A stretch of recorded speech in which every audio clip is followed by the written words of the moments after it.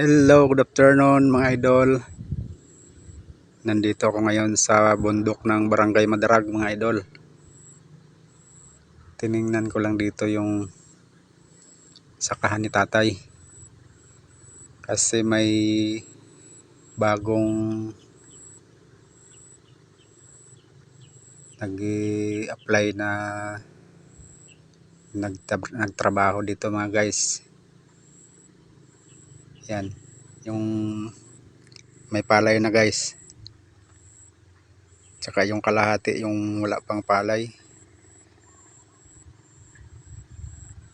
Yan guys, so yung may palay na yan. Yan, tapos yung isang hektar na yan.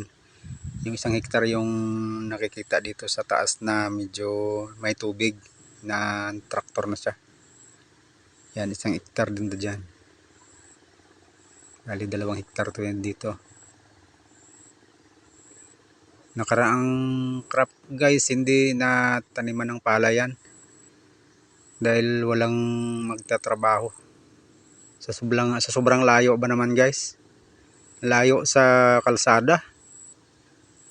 Mula dyan guys sa sakahan na yan hanggang dito sa kalsada, 50 ng bayad sa isang sakong palay pagka sila yung naghakot hanggang dito sa kalsada.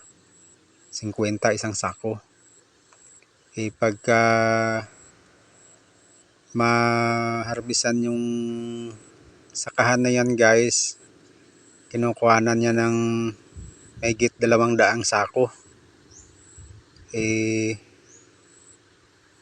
Kwentahin mo yan sa tag 50 pesos isang sako. Napakalaki ng bayarin mo sa konduksyon pa lang mga guys.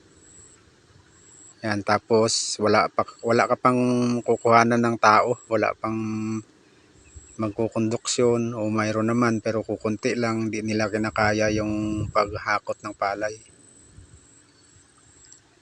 Kaya yun, buti ngayon may nag-presenta na sila daw magtatrabaho ngayon.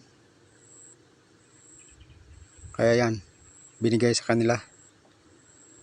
Yan, 2 hektar ito dito guys, sa Barangay Madarag, San Enrique. Yan, lalayo na bundok yan guys. Ano na yan yung sa kabila. Yan, yung mataas na bundok na yan sa kabila niyan, Dalikanan na. Barangay Dalikanan, Pasig City. Yan, yung nakikita natin na may kalsada. Ano na yan, Madarag. Madarag proper. Yan, papuntang San Rafael yan mga guys.